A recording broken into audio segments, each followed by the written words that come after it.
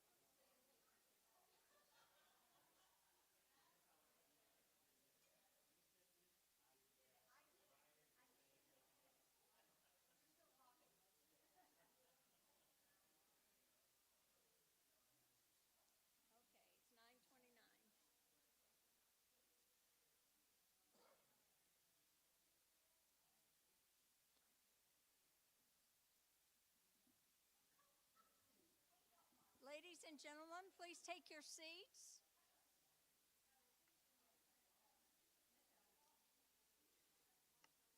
Ladies and gentlemen, please take your seats. Ladies and gentlemen, would you please take your seats? Well, he just turned it up.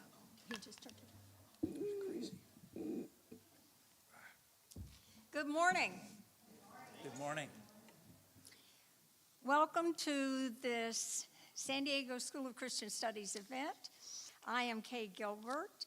We welcome those who are present, and I think we'll have more coming in a little bit late. We welcome those who are here. We also welcome those who are streaming online with us. And I want you to know the purpose of the School of Christian Studies is to create meaningful educational experiences of intellectual rigor, challenging adults and youth to deepen their faith as they broaden their knowledge.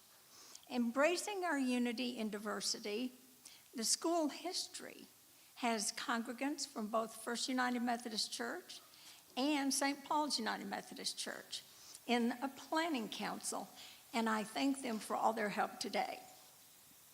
Now, first, we'll have a bit of order of business. Today, our lecture is called The Power to Act, Earth Justice in San Diego. The lecture will be followed by discussion. Please save all of your questions to the end of the lecture. If you look on your table, you should find some note cards in the center of the table or somewhere on the table. Please take one so that you're ready to write down a question. Those will be answered at the end of the presentation by the panelists. While questions are being asked, we'll pass the hat. The School of Christian Studies is not a line item on the church budget, and we do encourage any donations or sponsorships that you may be so inclined to leave for us. At question time, a hat will be passed. A real hat. Our evaluation sheets are on your tables. They're either yellow or white.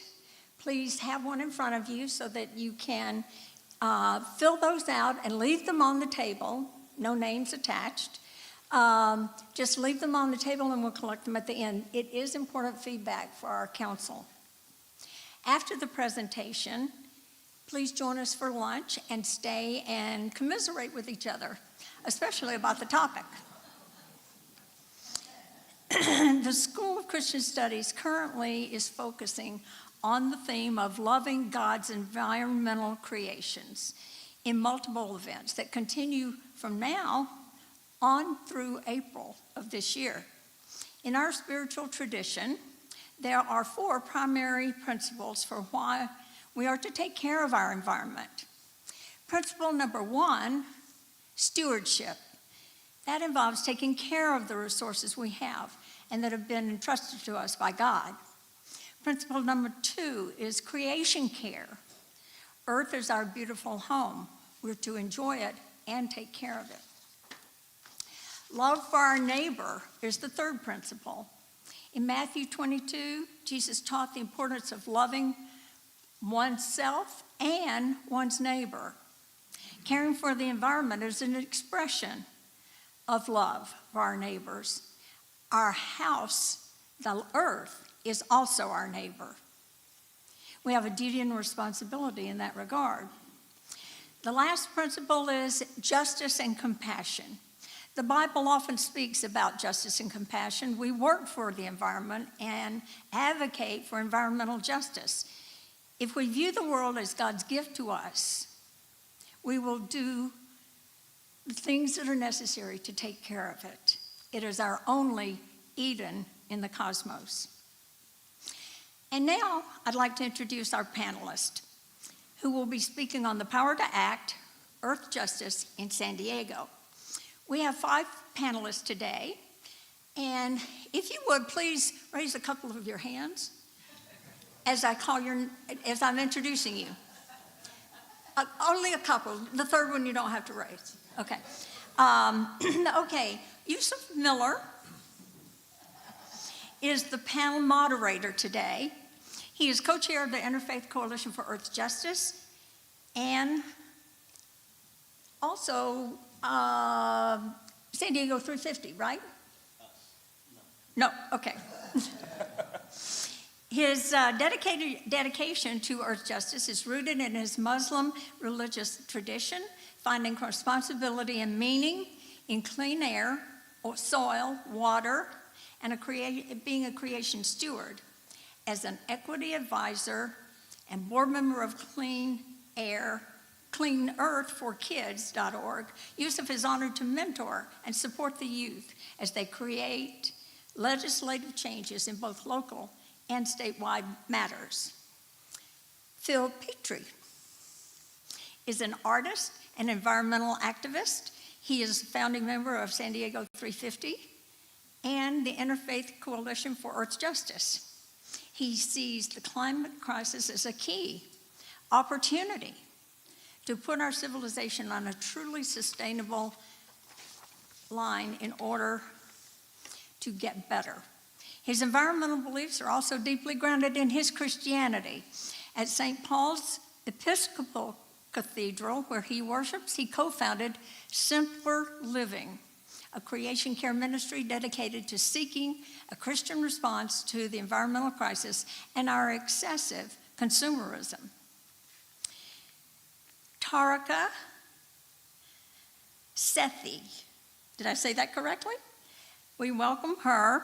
She is part of Youth v. Oil, a youth branch under San Diego 350 that fights to end oil extraction in California.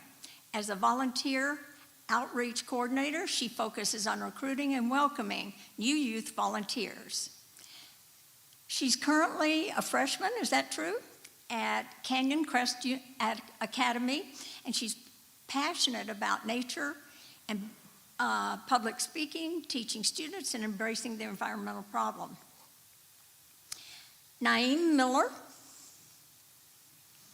is a member of Team 5, which is Stop Toxic Chemicals and Pesticides of Clean Earth for Kids.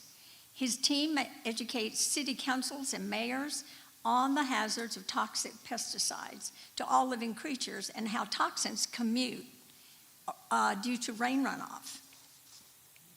Craig Jones is a member of San Diego 350 Transportation Team. He retired from back-to-back careers in city planning for cities in the San Diego region and in senior administrative positions of multiple social services. This has all provided him with extensive knowledge of urban development, transportation, and environmental protection issues, and understanding of the inequities involved in climate change and other environmental issues. Craig has provided environmental consulting services and volunteers with San Diego 350 and many other civic nonprofits. I welcome you. Please give our panelists a hand.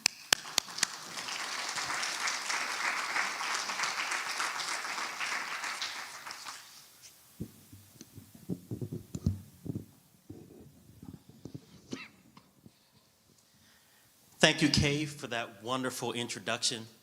I am Yusuf Miller, as was said before, the co-chair of the Interfaith Coalition for Earth Justice. And actually, this church here is one of my other homes. I've been here on many occasions in this very room.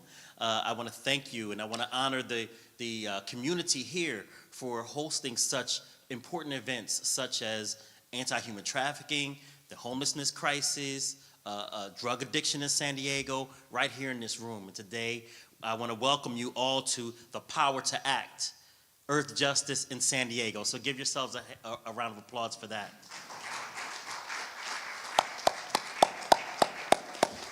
My fellow panelists have already been introduced, so I won't belabor you with more introduction, and we'll just get right into the presentation.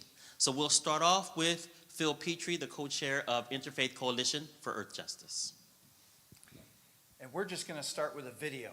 So we'll just get the video up.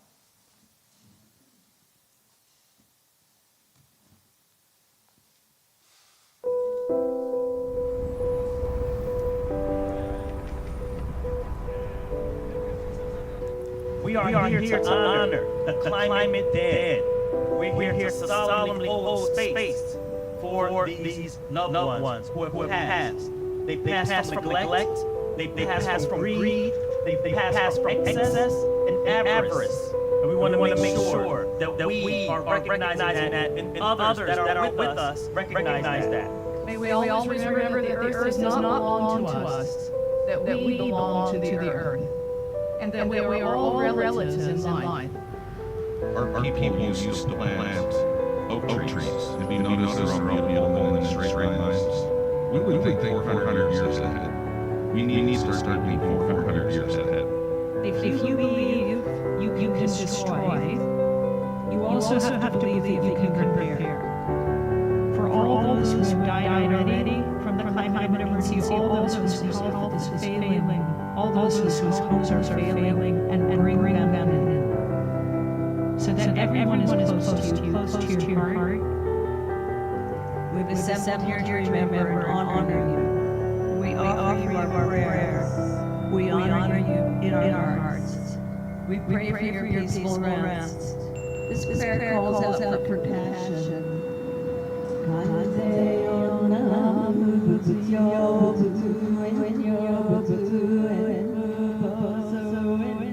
Our neighbor, Citibank, our neighbor, Chase Bank, our neighbor, Wells Fargo, our neighbor, Bank of America, are misguided in a way that robs us of our children, robs us of our family, and robs us of our humanity. And for the sake of profit, we lose.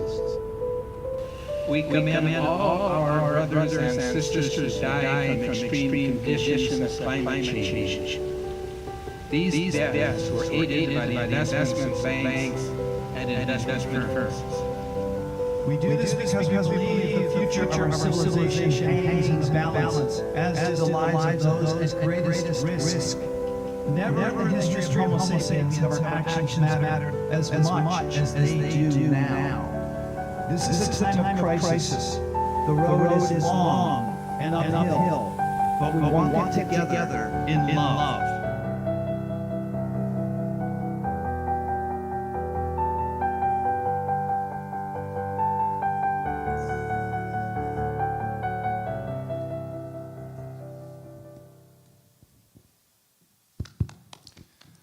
Okay, well, thank you. Friends, fellow veterans, Medal of Honor recipients, and patriots, thank you for your love. So we need to, there we go. Anyway, I don't know what that is, but, so I'm not going to say too much about that action, actually. The action was called Ashes to Action, and it was about fossil fuel banks and connecting them directly with people that have died from weather events related to climate change. What I do want to talk about, just very, very briefly, is why should people of faith care about earth justice? Although Kay has already stolen some of the thunder there with some excellent points, really. She was pretty thorough. But also, what do people of faith bring to the table in terms of the whole struggle for environmental justice? So I think the primary reason that people of faith should care is because almost all the great world religions believe that the earth is a good thing and that we are here as stewards to take care of the earth. And that if we're not doing a very good job of that, then as people of faith, we need to stand up and say so and talk about what a better civilization, a more truly earth-carrying civilization would look like. So I think that's the basic reason why people of faith need to care. But what do we bring to the table? Well, for one thing, we do bring these traditions that we have. For instance, in this case, traditions of mourning the dead, how we mourn the dead in different religious traditions. We were obviously working with a fake coffin and a funeral procession in downtown San Diego. But those traditions are very rich, and they're really important to have as part of this whole movement. So there's that piece. I really like that Yusuf said our neighbor Citibank, because I think that's another thing that religion at its best does. It tries not to vilify the person you're speaking out about, speaking truth to power. It recognizes their humanity, their, what I would argue, their God-given dignity, and they are our neighbor. So we're all in this together. This is a community thing. To me, what that means is you both speak truth to power. You speak up for justice, but you do so in a loving way. And then lastly, I think all the religions finally end on hope. And hope is so key, especially right now, right? To be hopeful in this period of American history. The religions say no matter how dark the present gets, the final word that the universe says is yes. It's yes. And connecting to that yes is extremely powerful. So I'll pass it on to Naeem.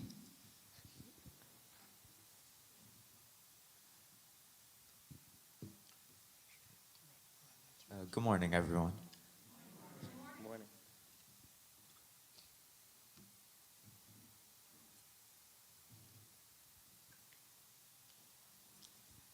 Hello, my name is Naeem. I'm with Clean Earth for Kids, and our goal here is to spread awareness about keeping our earth clear, clean, and healthy for our future generations.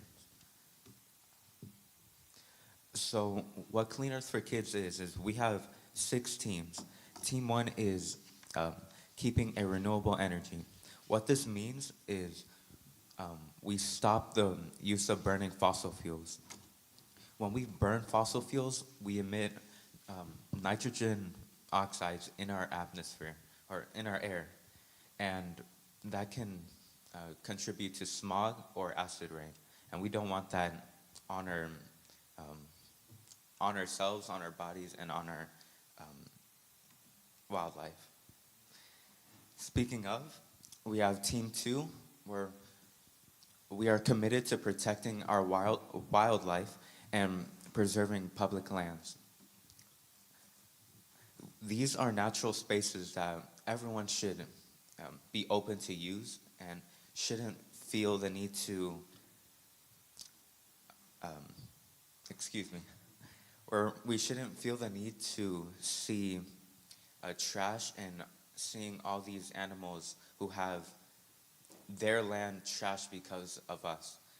So we want to keep a healthy ecosystem for our parks, just parks, and other public lands. Our Team 3 is keeping our clean air. I'm sure everyone here loves clean air. We live off of clean air, so it's very important that we keep our air clean. Having these toxins in our air can lead to long-term and short-term health problems. And all of these air toxins could be deadly, or they could lead to other problems that could last through generations as well. And it's important that we keep a healthy future. Our Team 4 is committing to protecting our water. We don't want oil leaks, fracking, or drillings as well as oil spills. Having these toxic chemicals in our water can lead into our food supply, as well as our Team 2, and as well as having plastics in our water. Microplastics can be in animals that we eat, such as fish, cows, or any of the sort.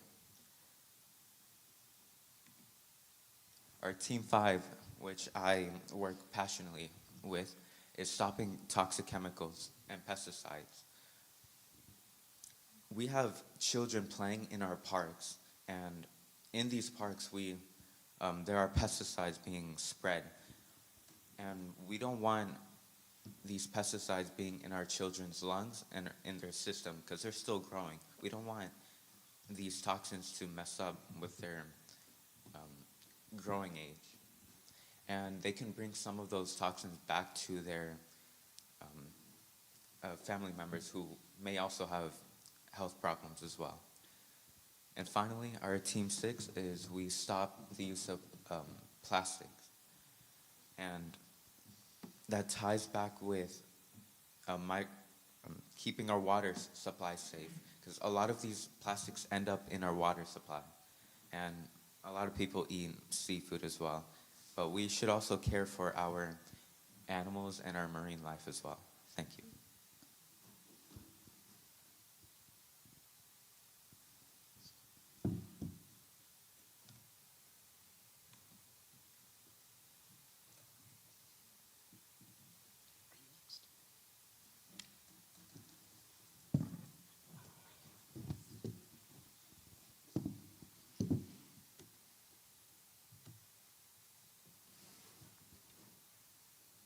Yes, you're next.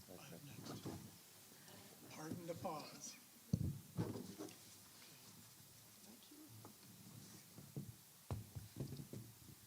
Naeem is graciously going to drive the slides for me.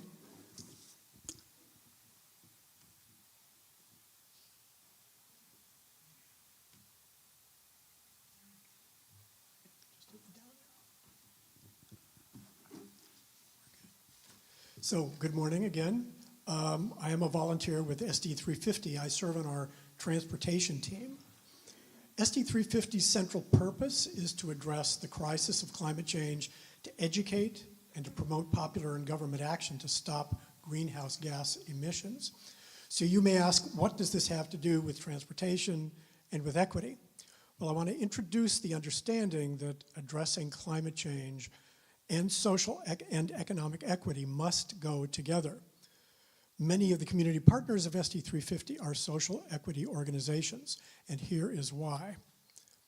First, by now it should be crystal clear that the populations that are most vulnerable to climate change catastrophes are the most disadvantaged.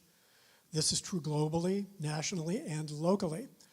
Last year's January flooding here in San Diego decimated southeast San Diego. Beating climate change is an equity issue. Locally, nationally, and globally, there are several sources of climate change greenhouse gas emissions. For our region and nationally, ground transportation, that is cars, trucks, and et cetera on the road, are by far the largest single source of greenhouse gas emissions. So it's clear to beat climate change and its inequitable population impacts, we have to stop private vehicle dependence. But how do different modes of transportation access relate to equity? Unfortunately, through the last century, we've built a society making everyone overwhelmingly dependent on the private car for access. Access to work, to food, medical attention, family and friends, recreation, access to everything. And this is a high dollar cost. Nationally, in 2024, the yearly cost to have a car was over $12,000. That's just to have a car. That's for every single car, and the cost here in San Diego would be higher. For a two-car household, that's over $24,000 every year. For lower income families, that's a huge hit, a financial inequity. And this cost inequity applies to electric cars as well as to gasoline cars. Now, aside from walking and bicycling with their limited range, the only transportation alternative is public transportation. Public buses, trolley, the coaster, and sprinter here in San Diego. But the public transit system today is a very poor competitor to cars and highways in availability and in the time it takes to get anywhere. We have not invested in public transportation like we have in building the private car network. And this is an inequity, and this is an equity impact to those who are public transit dependent. So SD 350 and our transportation team are working to reduce and eliminate private car dependence and use, and to promote much better public transit system that is fast, efficient, and affordable.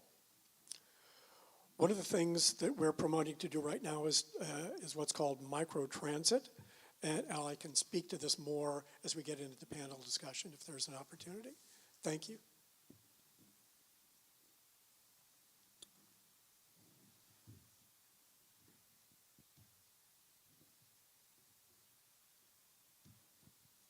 Good morning, everyone. My name is Larka Satie, and I'm from Youth for Climate. Third introduction of myself.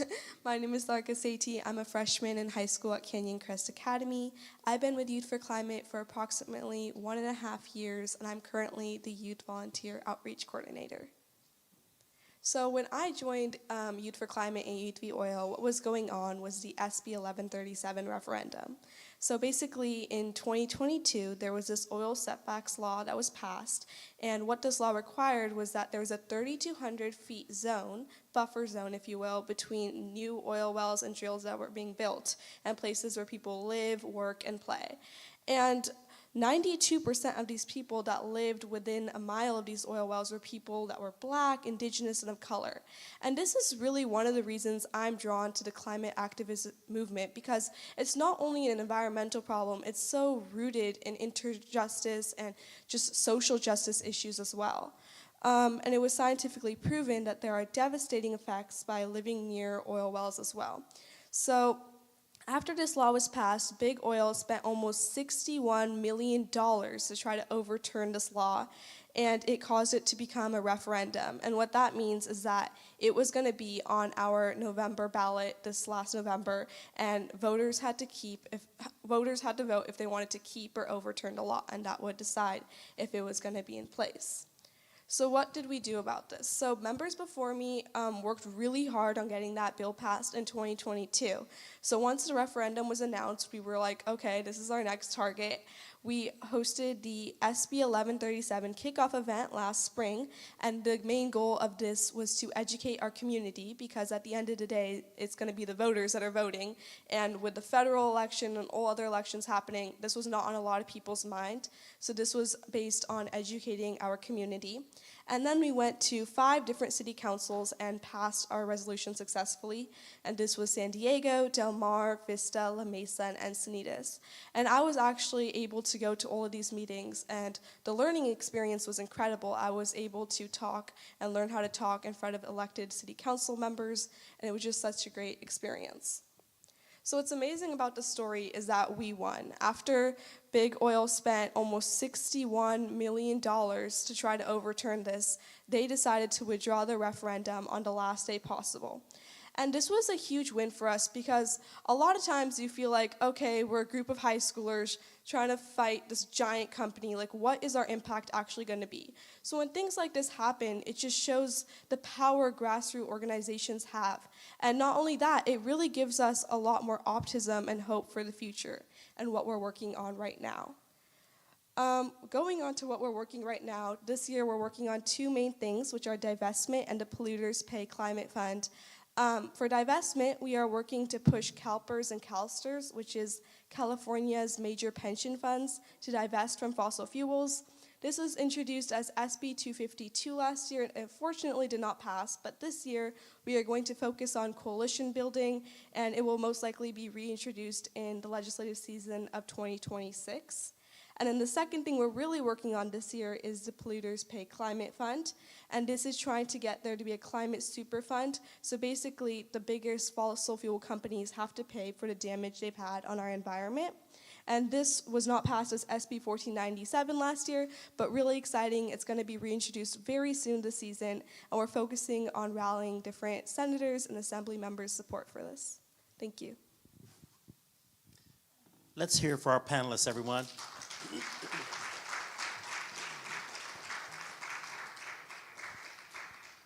I know you've heard some great information and from each one of our panelists from their aspect, and it was a great cross-section of a lot of things that we do in Earth Justice in San Diego. Right here in San Diego, you'll find the rallies, the legislative work that we do, and the activities that improve our environment, our housing, our communities of concern, all of those things you've heard a cross-section of. Now, I'm going to start drilling our panelists with a few questions before you're able to have at them.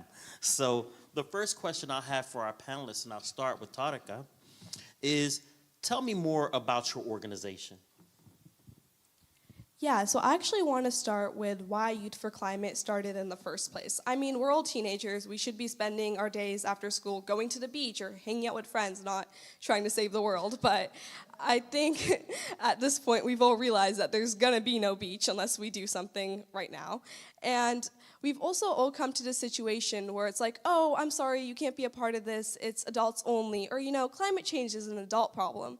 And we're all like, this is going to be our planet in 20 years, and so it's our problem. And it's so important that we get educated at a young age so that we can really protect our lives, our future.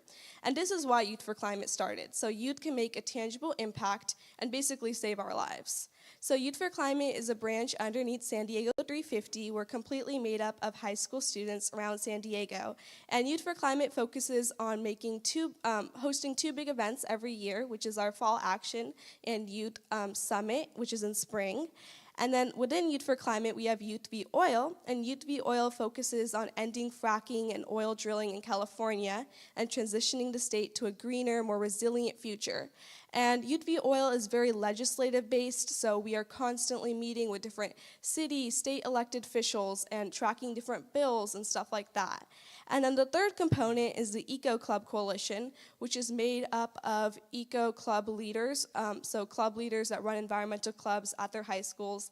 And it's basically a collaborative space where people can, share their ideas, what they're doing with their club, and it's a great network of people. So that's a great example. Tarika already stole my thunder about what SD 350 is about. But just for further background, SD 350 is a San Diego chapter, a local chapter of the national organization 350.org. And again, its purpose is to address the crisis of climate change. So how do we do this? Well, we do this through several different campaigns and teams.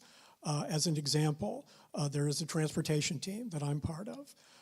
There's the Climate Action CAP team, because all of the jurisdictions in California, cities and counties, have to adopt a climate action plan. How well do they do this? We want to monitor and make sure that their caps are in fact effective. There's a building electrification coalition, because how buildings use energy is very important to reducing the climate change impact, and especially reducing the use of natural gas. There is a legislative team, because legislation, as you heard, is very important.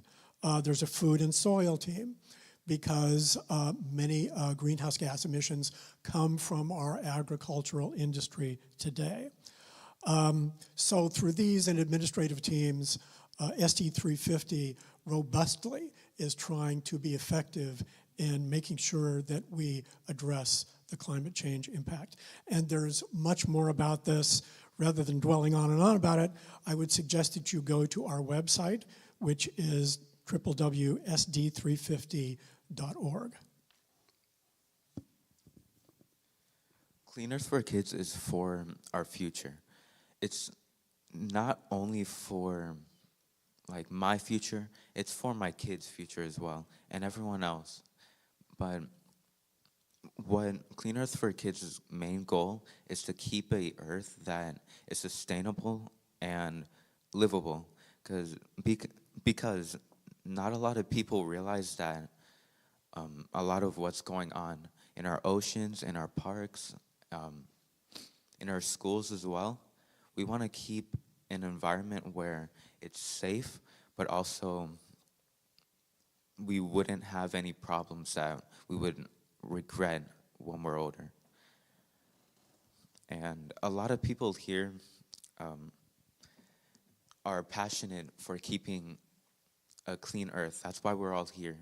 But not a lot of students and not a lot of our youth realize that what seems to be safe could really be harmful or deadly.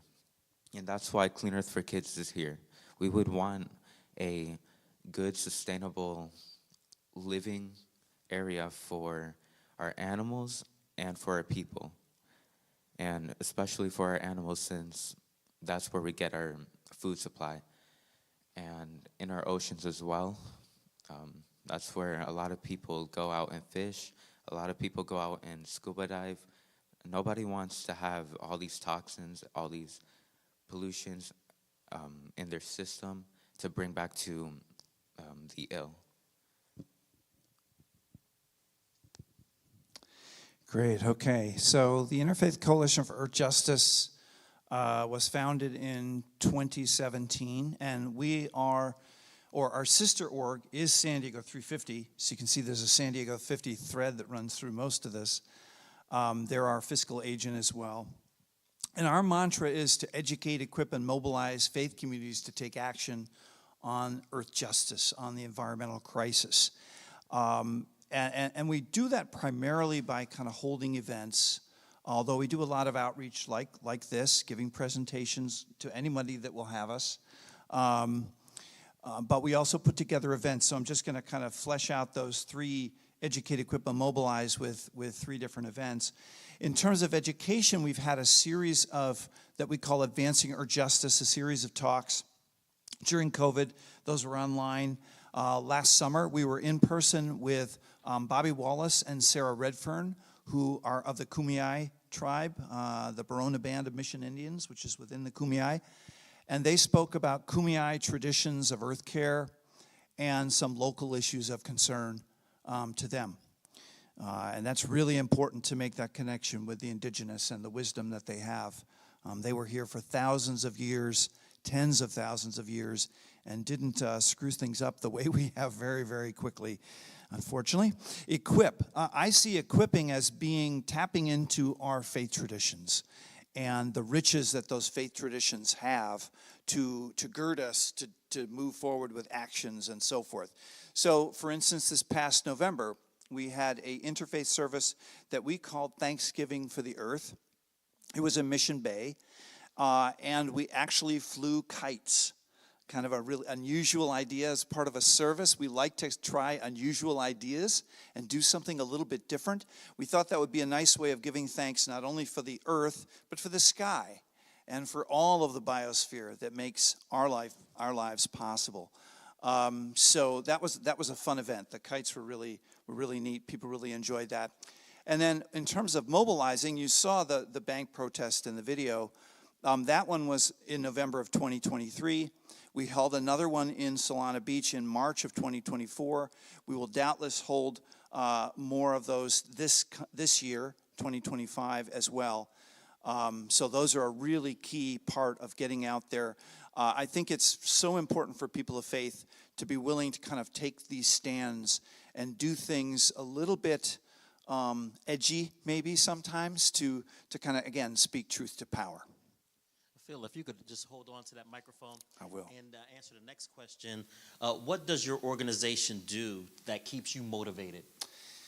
Okay, so one of the things that keeps me motivated with ICEJ is doing things. The way as I was kind of thinking about this question, I sort of came up with this line that despair is bred from inaction. And I think that's very true. I think when you do things, you feel more hopeful. You have some feet, hands, feet in the game.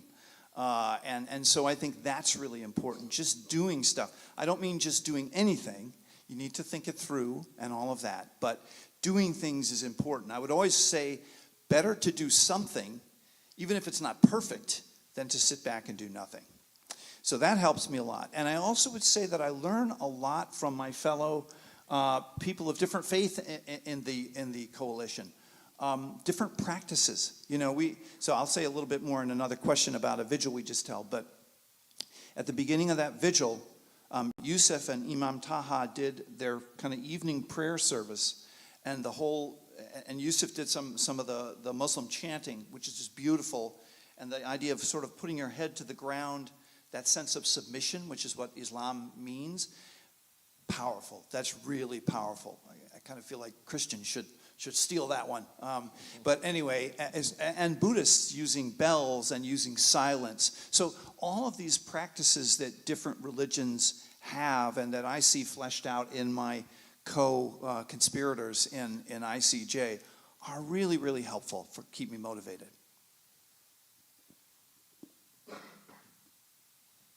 What keeps me motivated is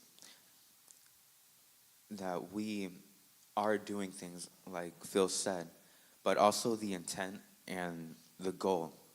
You see, I can move this cup like right here. I can move it even further, but the intent was to move this paper. The paper represents our future. The cup represents our issues that are in the way. But our intent is to keep a healthy lifestyle and a healthy earth, because we do not,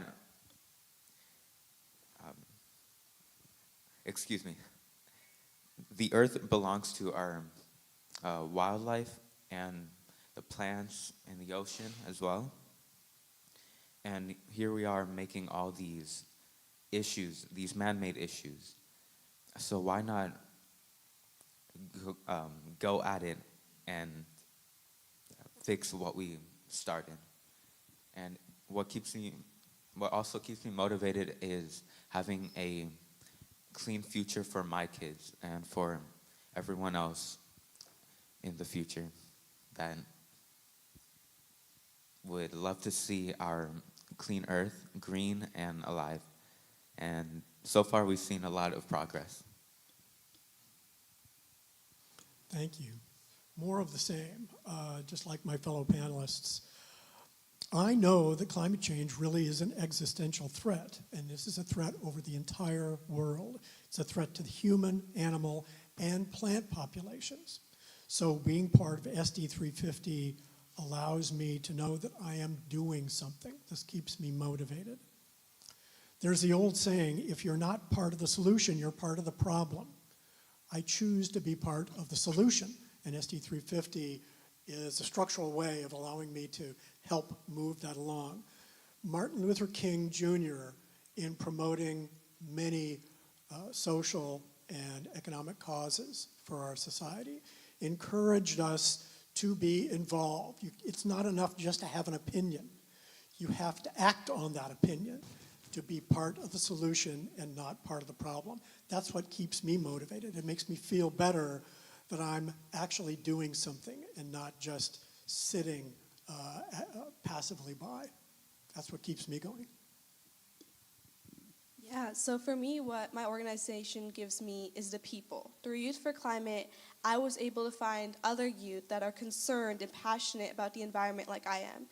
And that's really something, because a lot of times you feel so crazy and alone that you're the only teenager who cares about their future. But here, I was able to feel connected, empowered, and like I was doing something. And I was doing something. And it's so easy to drown into this anxiety of what's going to happen, what the future's going to look like. But here, I know I'm doing something. And that's what helps me wake up every morning, because I know that no matter what happens in the future, I fought my hardest. And that's really something. And that's what my organization gave me. Awesome, beautiful. If you could hold on to that microphone, and we'll send it back the other way with this question. What is something that you've done that's impactful? Yeah, this is a hard one, but I would have to say that as a youth volunteer outreach coordinator, I find it so impactful to be able to connect with other budding environmental activists. I meet people from all different backgrounds, from all different perspectives, and everyone brings a new layer to the organization. They bring a new perspective, and it's just so beautiful to see. And it's also, once people join and are able to feel connected, they feel the same sort of empowerment that I found when I got involved. And they feel like I'm actually doing something. And being able to give that to somebody to help them start their climate activist career is something that's really important to me. So I'm going to address this question both on the personal level and on an organizational level. I've reached retirement age, as you can tell by my hair. My wife and I are lucky to have some financial resources to do good things with. So personally, we've put photovoltaic panels on our home. So we generate electricity sustainably. We have an EV car. so that we're not putting gasoline toxics into the air. We've replaced our gas heating system at our house with an electric heat pump so that we're not burning natural gas in that way. We've reduced our home water use because the more we use water, the more we use resources and electricity. And even we make sure to use the new organics waste recycling at home. And this is something that has come upon us all. Well, reducing organics into landfill reduces the production of methane gas. So that's something that personally my wife and I have been able to do. Organizationally, again, SD 350 allows me to do some things that are effective. And as part of our transportation team, we're helping to advance, again, public transit and especially promote something called microtransit. So more people would use public transportation if it was convenient for them, if it worked for them. And one of the biggest limiters of that is what we call the first mile and last mile connection. To get into the public transportation system, it's very difficult these days to get to a bus stop or bus station. Services like microtransit, which are on-demand use, that can come even to your house and take you to a bus station or transportation station, will make the availability and usability of public transportation much more usable and make it feasible for households that don't have a lot of money to not have to spend that $12,000 a year to have that car. So that's something that hopefully I continue to work on that can be impactful. One thing that's most impactful was we passed a bill, SB 1137, which requires a 3,000 or 3.2K foot buffer zone in our schools, hospitals, parks, and other sensitive areas from oils and gas drillings. And it ties with Clean Earth for Kids' goal to keeping our air and our community at a safe environment from pollution. And I feel like that's really important due to our years of COVID and other health issues. Thanks, Naeem. And I'm going to focus again on, something the organization did that I worked on. So just a couple of weeks ago, we held a pre-inaugural vigil we called Bringing Light into the Darkness. This was in Balboa Park. And we had about 5 faith leaders who addressed us. And then we had electric candles because of the fires. We were going to do real candles, and then we thought, no, bad idea. So we did electric candles. And, I think these kinds of events are really important. It's important to come together, to share kind of where you are, to draw again on religious traditions that are about mourning or about honoring something or about standing up or just a witness, right? Being a witness. I think all of us know this administration's not exactly climate friendly. So, there's just so much that we're facing that's coming down the pike, and we need to be grounded for that, for the work that's ahead. So I think it was a very good event, and it was small. We had about 50 people, but it's still important. So, Philip, keep that microphone. What are like 1 or 2 things that someone can do to be involved? Okay, things you can take, actions you can take. I'm going to do 2. I'll do a personal one and a communal one. Personal, you could eat lower on the food chain, right? That's a good thing for the planet. Red meat especially is extremely carbon intensive to raise. And I just want to be honest here. I'm still an omnivore. I still like a burger every so often. But, to me, what you do is you do what you can. You do what you can. And my wife has kind of gradually, surreptitiously got rid of almost all the meat. I was saying to her the other day, you know, we don't even have chicken very much anymore. And so, anyway, that's good to eat lower on the food chain, closer to a plant-based diet as you can, even if it's just, if you're still a meatitarian, how about a meatless Monday, right, at home? And then in terms of communal, please sign up over there on the right by the sign there. There's a sign-up board for ICEJ to get on our newsletter. We send something out almost once a month, so hopefully that's not too overwhelming. But that's how you would find out about our programs and so forth. And we would love to have you sign up. And make sure to write legibly. It's always a problem if people don't. Thank you. It's only one thing, and it goes for everyone, but especially the youth in this room, is to use your voice. And that could go with many things, but it's really important that you use your voice. I started off as an insecure kid who didn't really talk that much behind a screen in COVID times, and it only took one step for me to use my voice and go out there to speak about all these issues that are not seen to an average person walking down the street. So it's really important that you use your voice, even if it's for a small thing. But your voice is really powerful. Thank you. So Phil, you'll be glad to hear that I am a vegetarian. So I encourage all of you to follow that lead as much as possible. Naeem, I applaud the idea of using your voice. And my suggestion for all of you here today and listening virtually, how to use your voice, I'm going to encourage you to bug the you-know-what out of your elected officials to be aggressive about combating climate change. As Phil has observed for us, this new federal administration we have is not exactly climate friendly, but you can make an effective change by continually contacting your elected officials. It takes that continuity. It doesn't take that much energy to do it. You can call their office. You can send them emails. Do it over and over and over again. It gets their attention.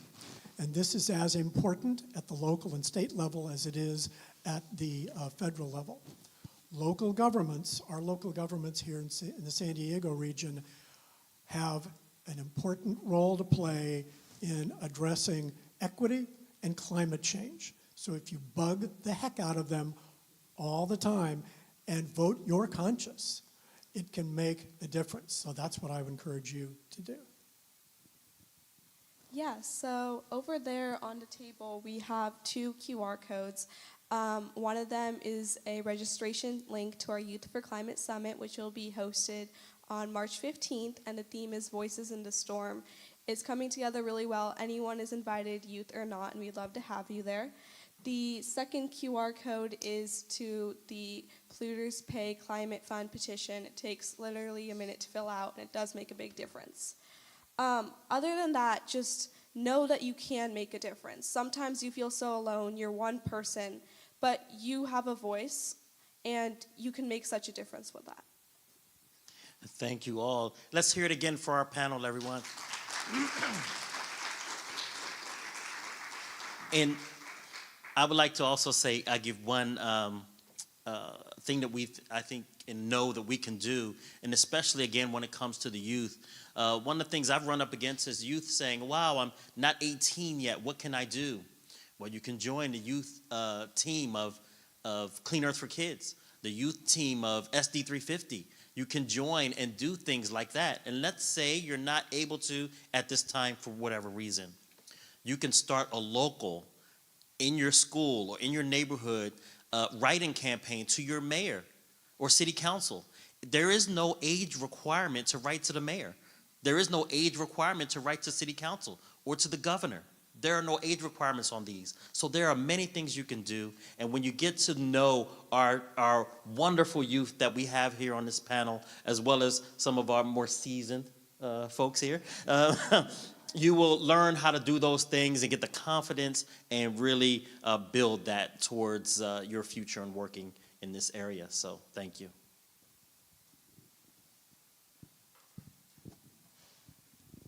Thank you so much. Could I have a lot of applause for the panel, please? Wonderful job. We're going to collect the question and answers, questions on your cards, and they'll be read out for the panel to answer. So please make sure your question gets in. We will have donations. Donation hats passed around during the question and answer period. And if you can, please give what you can. While you guys are writing out your questions, we did have one more exercise for you. It only take 3 minutes or so.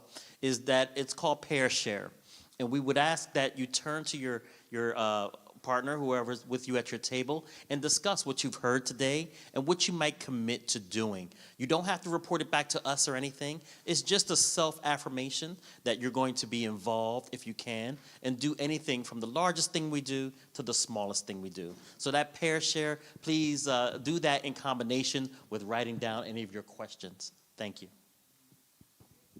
Thank you.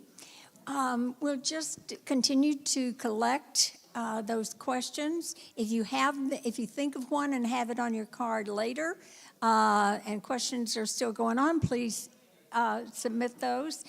Then hopefully you will find a pair or maybe 3 of you at a time to share with.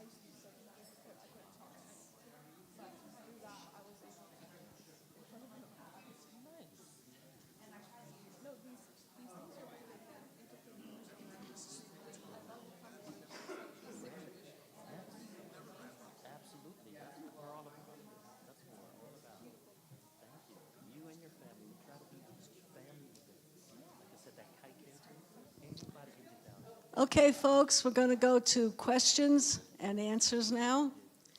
The first question is, what does 350 in San Diego 350 mean? I'm sorry, could you say that again? What does the 350 in San Diego 350 mean? That's a really good question. So the buildup of climate change gases in our atmosphere is measured in parts per million, parts per billion. So the threshold of 350 parts per billion, I think it is a point at which climate change impacts become effective. When 350.org was first established, that became kind of a way to identify how much we're impacting our environment. And as you may have noticed by the first of my slides, the amount of greenhouse gases that we, humanity, have been putting into our atmosphere has gone up exponentially. well above historic values. So that's what the 350 stands for. It's that level. Unfortunately, we've exceeded that level, so we have to act to bring it back down beyond that year after year. That's what the 350 stands for. Okay, thank you. I read somewhere that only something like 7% of what we put in our blue bins actually ends up being truly recycled. Is that accurate? And if so, what, if anything, can we do to actually recycle effectively?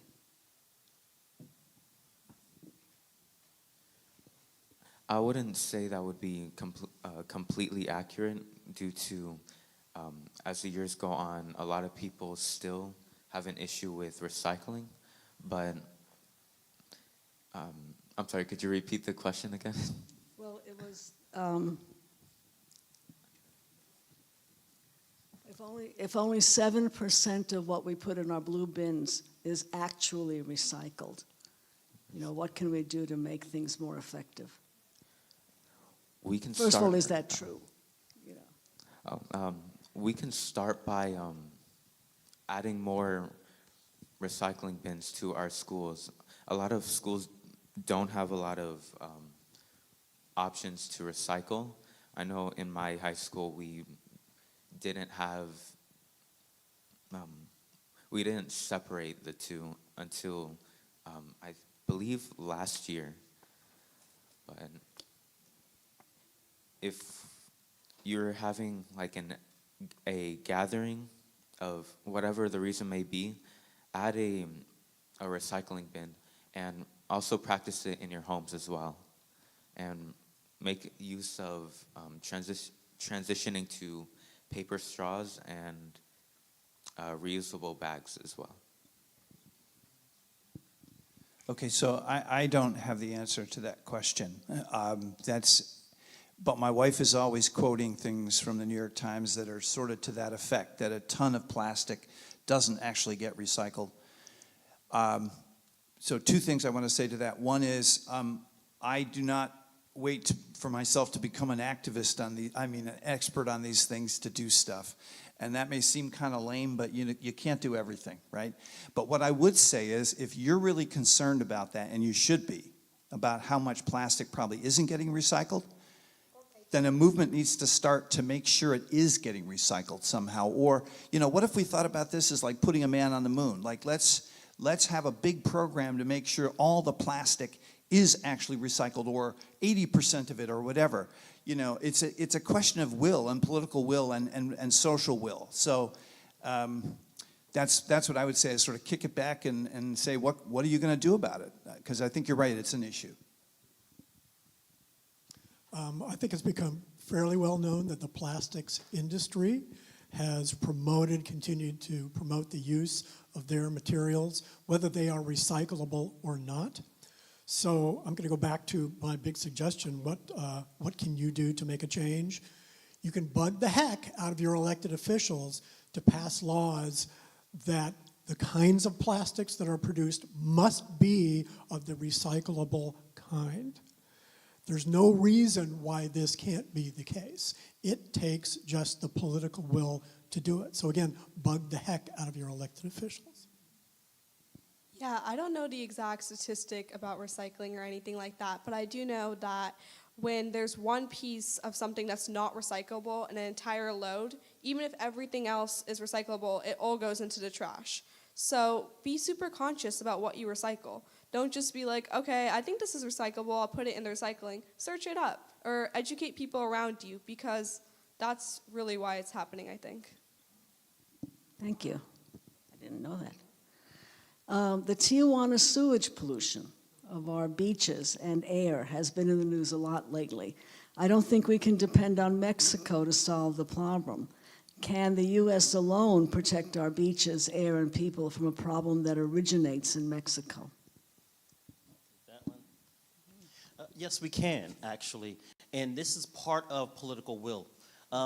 There was a bill put out to deal with the Tijuana River as far as building some infrastructure that would take care of the toxins and the waste that comes into this country. It failed. So the will was there to do it, and it failed. So we can, all we have to do is make sure that we give the wind beneath the wings of our elected officials to move and do something about it. This week I had a meeting with the UCSD, it's an environmental group that's coming together with doctors and scientists on health effects of this global warming and everything. One of my suggestions was the Tijuana River, to take that on as a focus.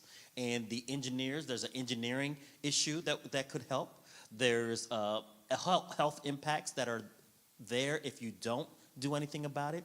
And there are innovative ideas. One of my ideas, I don't know if it'll work or not, the engineers have to tell me is bad because I'm not an engineer. But I was thinking of diverting some of the river into other sort of pools that we can then either treat and lessen the impact on the beach for it to get to the beach. That's an engineer question though, not mine. But it's the idea. So there are many things we can do. We need to make sure that we bug our elected officials to actually pass these ideas that are coming out from us. So, yes, ma'am. Anyone else? A couple of people asked about the new administration and how you foresee the impact on your work and what can we do to resist. I'll pass it. Yeah, so I think it's a really scary time right now. A lot of us feel that our leaders they don't have the same interests as us a lot of times. And it's really hard to not be negative because sometimes it feels like the entire world around you is crashing down. But I think the most important thing we can do is stay optimistic because negativity is not going to give us anything. We have to see the light at the end of the tunnel. And if there isn't a light, we have to make one. We have to take action. We have to...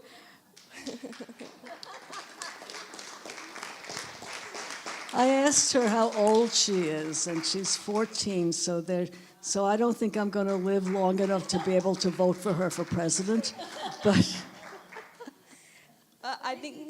But if I do... I think it's just so important that we fuel these negative feelings, this loneliness, this frustration into action, into education and stuff like that, because I think that's what's going to make the biggest impact.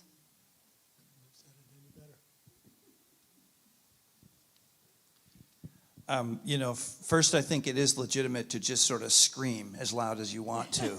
I think that's maybe that's even a religious practice. There's certainly forms of mourning that are about wailing and screaming. And so, I think, I'm just going to give you an example of the difficulty of the situation, but that you keep trying to move forward. So I'm planning with a group of other concerned citizens an action at the federal building because Trump has done all these things already about climate, taken us out of the Paris Agreement. He's already, total green light for fossil fuel industry. There's so many things, I can't even bring them all to mind. But anyway, and this is just the start. So we want to do something at the federal building and we want to do something with civil disobedience. The issue there then is orgs are really afraid to touch that because they're worried about getting their tax exempt status yanked or being accused of conspiracy. That could mean serious prison time, perhaps. Who knows? So we're in this weird place where we don't know where things are going to go. We will still move forward with this, and we'll see what happens. I'm one of the people willing to risk. This, by the way, is not with ICJ, so I just want to be clear. But anyway, it is hard. It's tricky. I guess one thing I would say is, I'm gonna give Trump just a little credit here. This whole thing about Greenland, which I think is wacky, but nonetheless, there's a kind of weird, wacky, visionary thing going on there. I don't agree with him at all, and it's Denmark's as far as I'm concerned, but thinking out of the box like that, there is something to learn there. We probably need to figure out how to think in some unusual ways as we face this whole situation. And do some things that are still deeply loving and constructive, but, different. So. The forces of evil want us to be discouraged and apathetic. So as you've heard, the way to combat that is to be involved. Don't be apathetic. Yell, scream, and be engaged. I think there are some opportunities, as Phil has said, and one of those is to support our state government, which thankfully is more progressive. Continue to bug your state representatives to continue to be aggressive on climate change and other social issues. Like everyone said before me, this administration is going to be tough. We're going to have to be agile and nimble to deal with the things that are coming out. Every day, every week, every month, there's going to be something. And we have to be agile to be able to deal with these things. And this reminds me of the earlier question. If 7%, which is larger than that, of recyclables are dealt with, then what do we have to do? This is tied to this question. I wanted to answer it, but I wanted to leave my colleagues to answer with this question. If more than half of our nation, or at least half, let's just say half, I don't want to go either way. If half of our nation doesn't even believe in climate change, if half of our nation doesn't even believe in recycling, how can we really make an impact?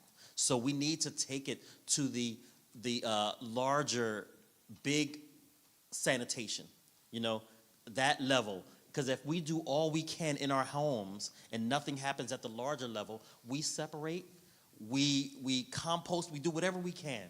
We take the plastics, the cans, and the bottles, and then when we get to big sanitation, all they do is throw it all in the same spot.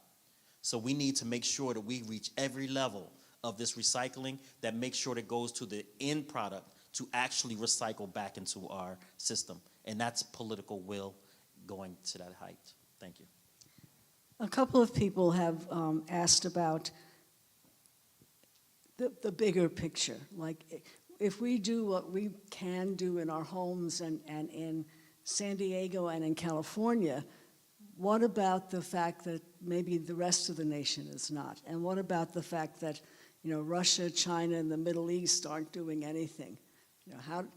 The air doesn't stop at our borders. The oceans don't stop at our borders. How do we, what should we be thinking of in terms of the world, the nation and the world? Well, there is a global coalition of people who think like us.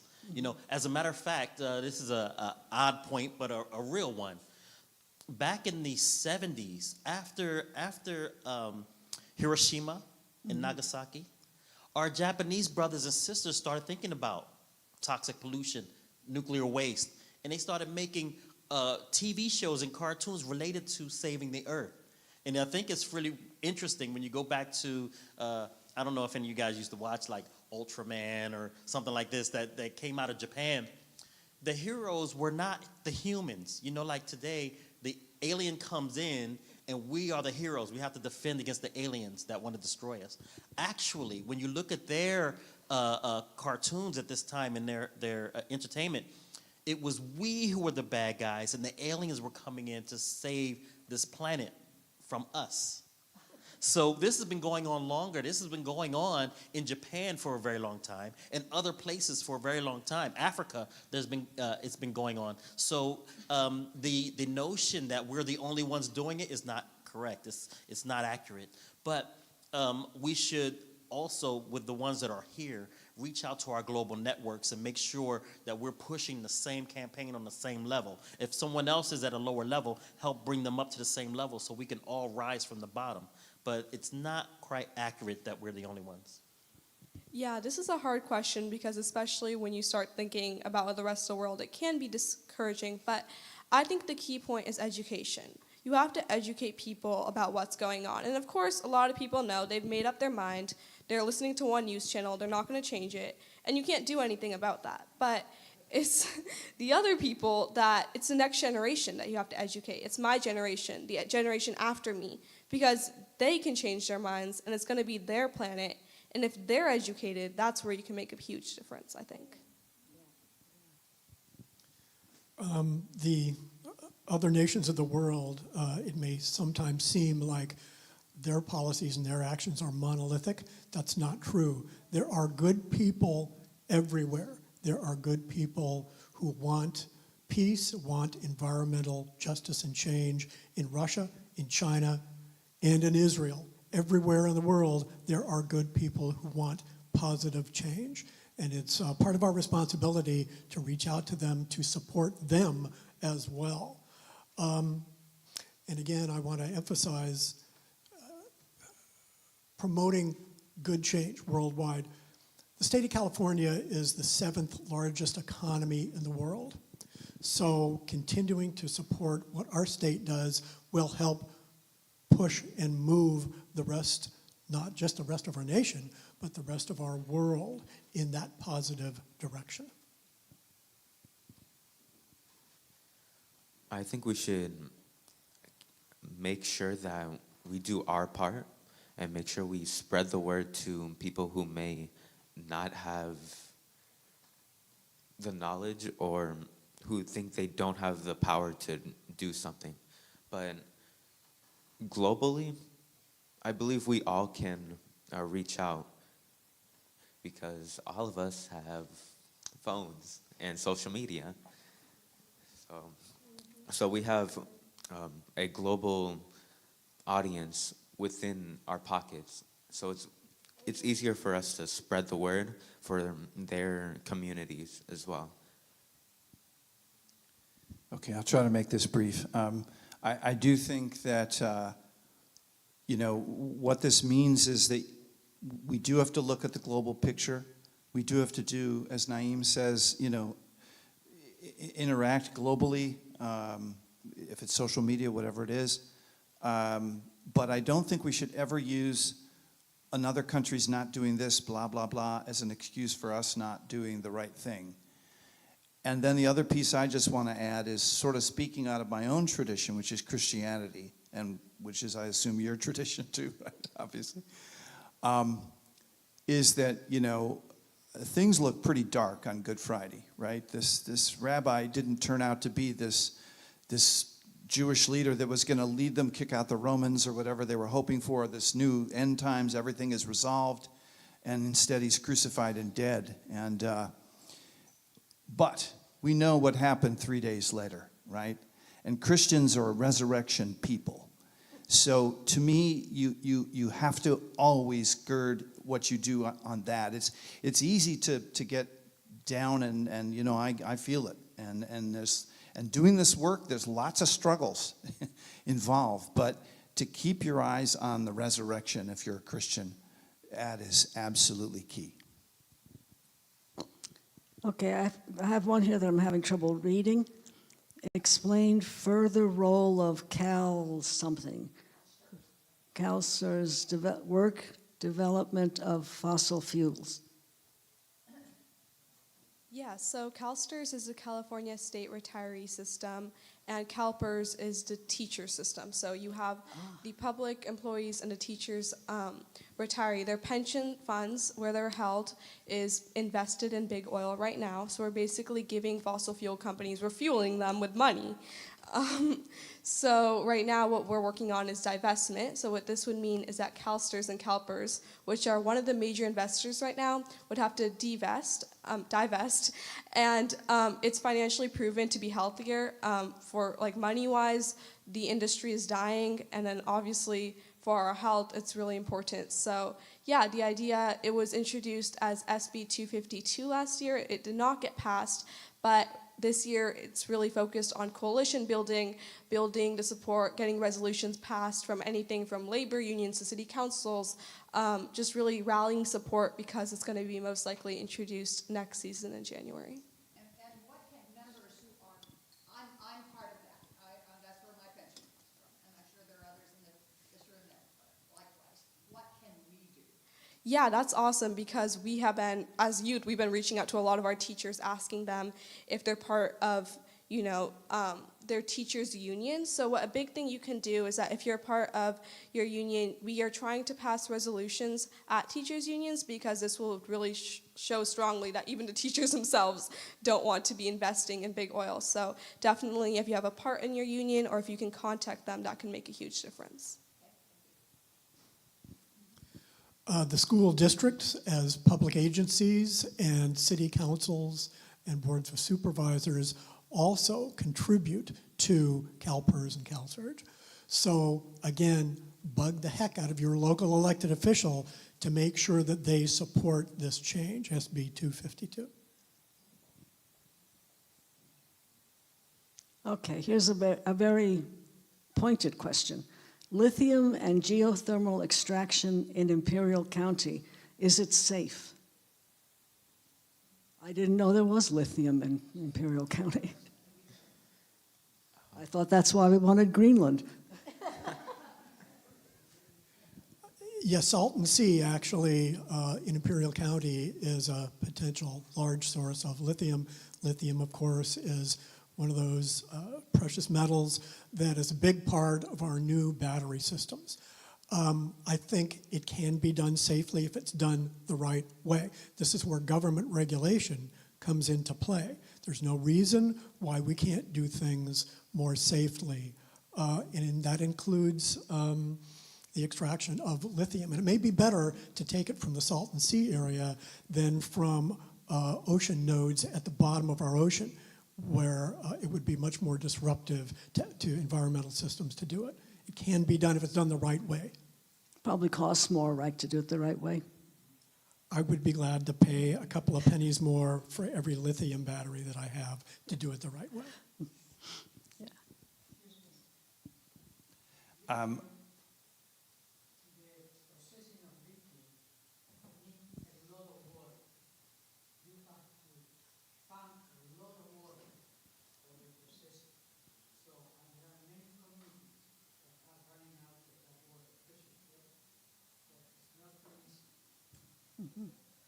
So it's like fracking, you have to have a lot of water to get the stuff up. Well, and again, I don't know the facts of the case. I'm not an expert in this at all, and I'll be very honest about that. But where I want to agree with Craig is, you know, again, we have brilliant scientists. The next, you know, who knows what the energy source of the 22nd century is, right? And I'm not saying it's a technological fix for everything, because I don't think there should be. But again, it's a kind of a question of, as a culture, as a civilization, where is our will? You know, we have somebody that's talking about terraforming Mars, right? That would be super, super expensive if possible at all, and I'm a little skeptical.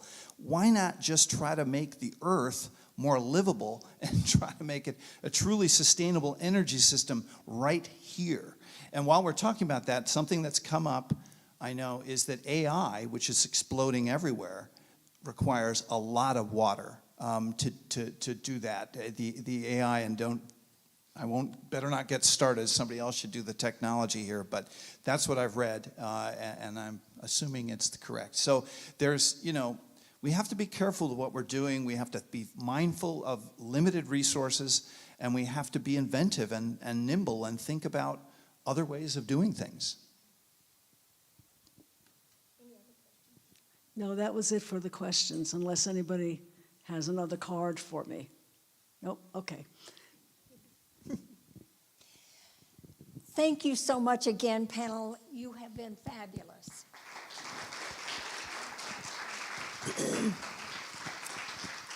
And so now we will end with lunch.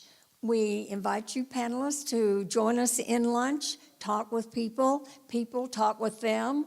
And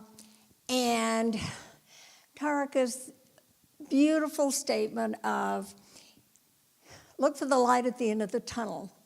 If you don't see one, make one. Amen. Thank you very much.